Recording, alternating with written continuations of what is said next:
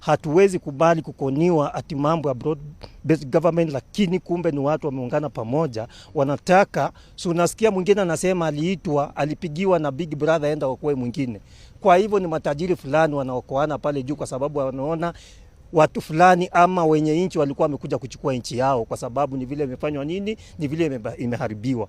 Na sisi hatuungi mkono hiyo broad based government ama broad based government whatever.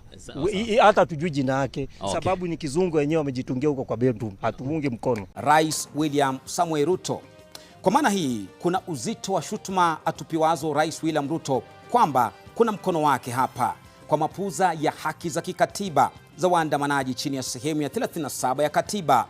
Kwa mapuza ya Rais William Ruto kushutumiwa tena kwa kuwa amiri mkuu wa mapuza ya uhuru wa wanahabari chini ya sehemu ya 34 ya katiba.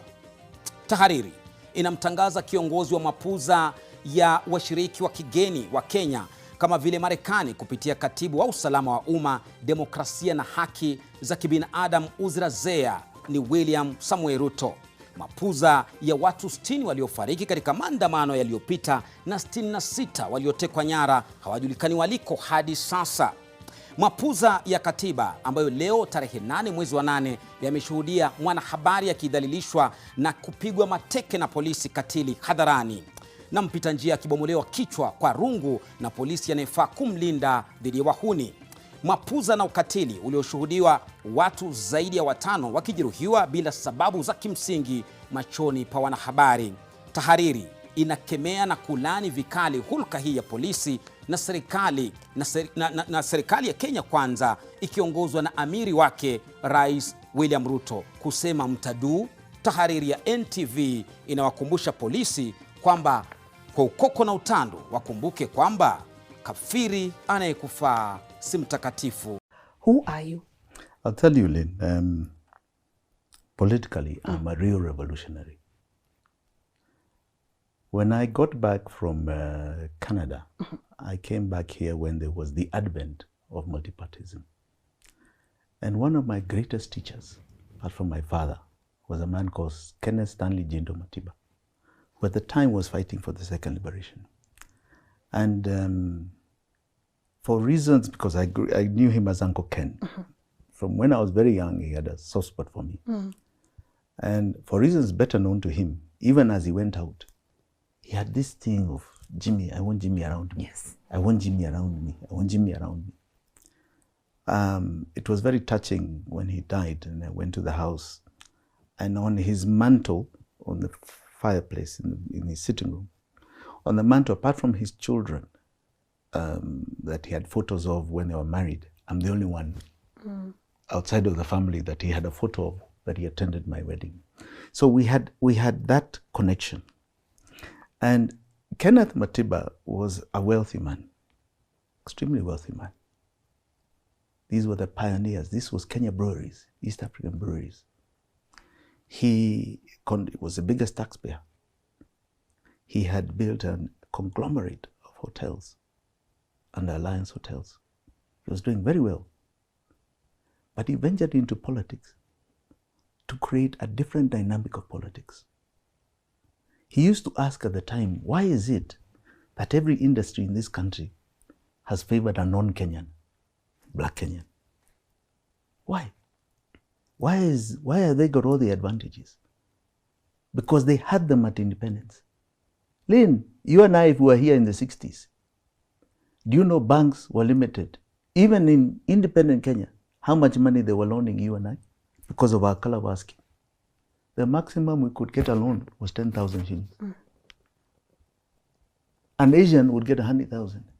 A Mzungu, limitless. Wow. And we're talking independent Kenya. So here we are, even at independent Kenya, there were classes that were created. Right? We kept the class structure that was there in the colonial period. So the African was still so far behind. So Ken just started saying, what are these advantages that are being given to others other than the black Kenyan? And that caused him mayhem, fights with Moi. And he said, I mean, if it's a question of the political system, there is something called 2A here. Huh? That is denying the people the choice, because that created only one party called KANU. Let us remove it so that people have a choice to choose other people. Here's a man I've known as a very fit man, very sharp man. That man was so active. Detained. He came out of there. He had suffered a mini stroke and was never the same. Because of what? Fighting for the rights of people to have a choice to choose a leader. Now, he didn't have to do it. He could have just enjoyed his wealth. He was wealthy. He didn't need to do it. He had enough of a name. He could have said, I'm just going to stick to biashara. And he chose to step out. These are the mentors that some of us have got. That the greatest thing you can do is leave this place. Because what are we looking for? I have grown up very comfortably in life. My father was somebody who looked after us very well. I cannot say I costed anything. Right? Didn't cost anything. Now, on the basis of that, what am I here for? If I can change the game for the better, because I've had the privilege of seeing and being around so much, why not do it? So if you have mentors like that, mentors like my father, I'm a revolutionary, a complete revolutionary. Yes. So I stuck in the fight against Moi to the very end. Let me tell you at a personal level, and this should be on the record, I am in Parliament. I witnessed this when I was in the Ministry of Education. Until Justice Mumbi Ngugi saved us in the education sector, we had about 30-something court orders served left, right, and center. You can't have a school board, you can't have what? On the basis of a letter. Honorable members, a letter. A piece of paper that was signed by the late Mutula Kilonzo, given to an individual who purported to represent all parents. And he walked around the country collecting money. He has orders in Machakos, orders in Kakamega, orders wherever, Garissa, nothing moves. So, if I don't know what you can do, and I can't prescribe, because you are as much government as we are equal, we are at bar. So I can't direct you, I can't command Parliament, I can't do anything. All I can do as a member of the executive branch is present the reality and inform you as it is. And you, more than anyone else in the security sector, to look into this and see how best this will facilitate or inhibit the management of security in the country. Because if you give an anticipated order to a criminal, Boynet is not going to arrest the criminal. And if you follow, those anticipated orders are being given by a certain clique of judicial officers. Not all judges who do them. It's a certain group of judicial officers, and the lawyers who go to them, you can count them, and the civil society activists involved, you can count them. It's a collusion. It's a group of people who collude and do this kind of thing. When you listen, because a judge asked me from the Commonwealth last week, a judge rang me up when this was playing up. It's a friend of mine who knows me, he's a judge from a Commonwealth country, asked me a question I couldn't answer. Asked me, when Justice Roslyn Abrili received this application that your guy is held at the airport, was the world going to come to an end if she said, serve the director of immigration and come before me tomorrow? Was the world going to come to an end? Because that way, the director of immigration would have explained what was going on. One, we can't arrest this guy, he's on the air side. Two, he's not in our custody, so we can't produce him. Three, receive a report from us. You should receive the comments of the Kenya National Human Rights Commission, which have not been heard and have not been received in court. So you have one order issued on top of another order, and so on and so forth. And it's like a race within this clique of judicial officers. It's like a race on who can humiliate the executive more, who can embarrass the executive more. The more you can injunct the executive, the more you can stall the executive. The higher the officials you can embarrass, the more heroic you become. That's all I can say on that point. Basically, what Matiang'i is trying to tell us as Kenyans, we have to understand that, even now what William Samoei is doing is not solving any of our problems. William Ruto is piling a problem on top of a problem on top of a problem, and using a lot of lies and confusing your path, and you forget what was this problem, and then you focus on what he's telling you. Ruto understands the art of consistency. If you repeat a lie several times, people are going to believe. And most Kenyan people don't like knowledge. They like notion, a belief, a certain belief. And that's why he successfully comes to the field and lie to us, and we accept it. We clap. The other thing I'm getting from Matiang'i is that in Kenya, we have some protocols we have to follow. You can't, as an official, a government official, you can't just come out and tell people, you know, this one is not a good thing. We are not doing a good thing at all. Nobody is going to listen from you. Nobody is going to answer any of your questions, you see. Yeah, they know. They know there's a lot of rogue. There's a lot of bad things, corruption that is going on in the government. But they have no chances to come out and tell people, you know, it is bad. What you're doing to the citizens is bad. No. When you do like that, you are a traitor, and the government is going to target you, and you're gonna die. Or they're going to paint a bad picture about you. They're going to create stories about you that will tarnish your name completely in the mind of the people, and that is how they manipulate.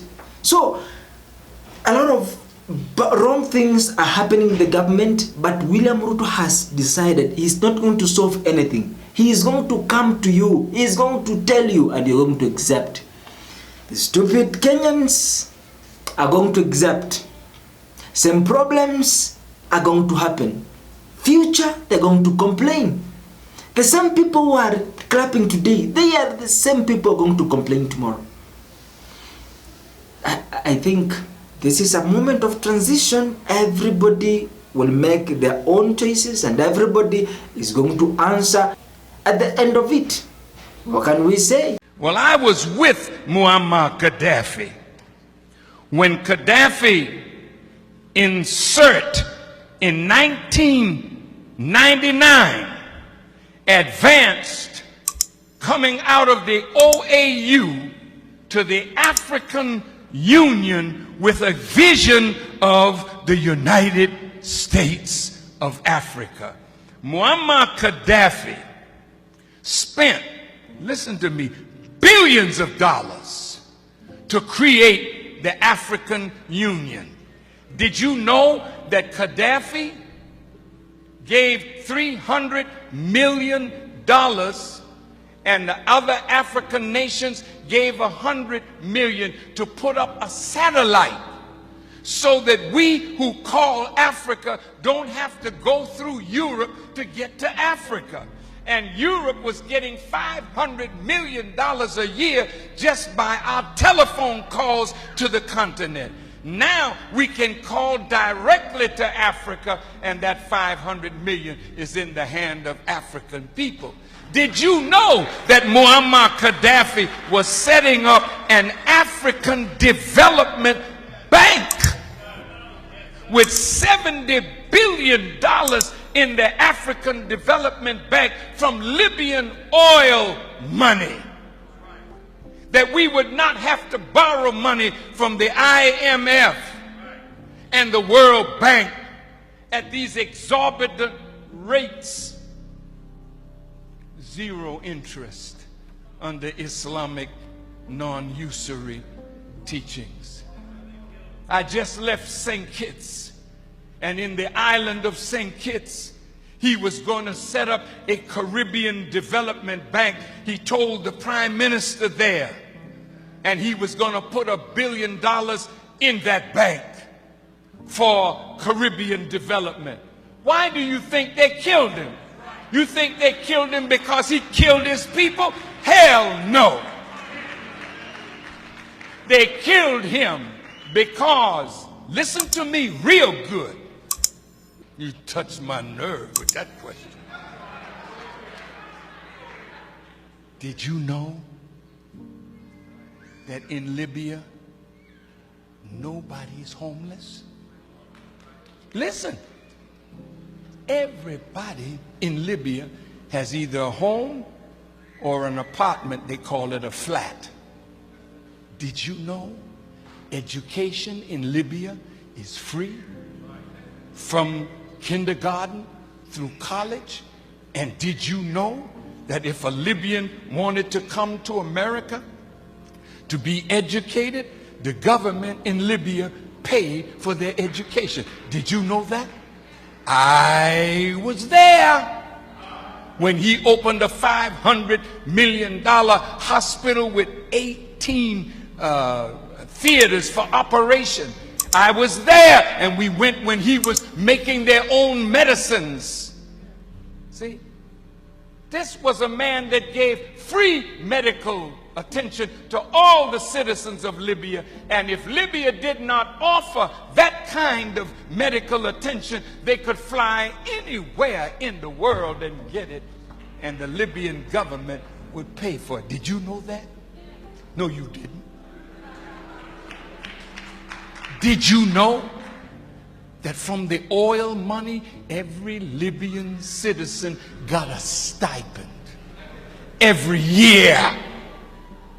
And did you know that that man had no debt? Everything in his country was paid for. See? Now, when you got a man that did that for an African nation and was trying to do that for all Africa, how do you think Europe felt about it? Thank you so much for watching, and let me see you in the next video.